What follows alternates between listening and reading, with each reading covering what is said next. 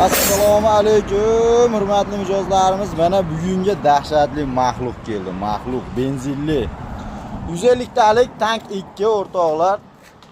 O'ta go'zal holatda, redline diskalar, to'rtburchak qutilar, xullaski hamma yo'g'i joy-joyida. Bitta ko'ringlar. Diskalarga qarab ko'ringlar. Redline yomon chiroyli-da, lekin bor, haqiqatan yarashadi. Yarashmashligi imkoni yo'q. Akalar, eng qizig'i bor-ku, rangi qop-qora. Ayniqsa buni zavod qilsalaring bormi? Ko'zi qonga to'lgan maxluqni yonida turgandek bo'lasizlar-ku, ko'zga ham qarab qo'yinglar, qip-qizil yonadi. Bundan tashqari faralarni yonib o'tishlarini bitta ko'rsatay. Ha, akalar, o'ta yarki, chotki. Bitta zavod ham qilib beraman shaytiga endi. Bismillah.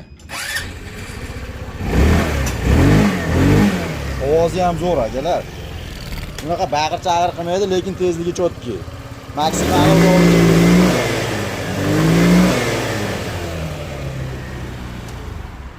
akalar, kimga kerak bo'lsa bor, o'zimizda nalichida turibdi.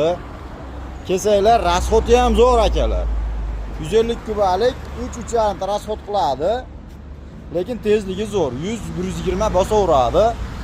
Xullaski 200 talik, 250 talik sport bayklar bilan bemalol tashashib qo'yaverasizlar. Razgomi ham chotki, bo'lib ham avtomat. Buni qanday minaman, qiynalaman deyish yo'q. Shuni gaz bosasizlar, o'zi bosaveradi. Akalar, kimga kerak bo'lsa nalichida turibdi. "Jon, men keldim, sen qaydasan?" deganlarga men doimgidek Anjan baliqchidan. Shunday kelsanglar kutib olamiz, chiroyli qilib tayyorlab beramiz. Shaydan xudo xolasa minib ketaverasizlar.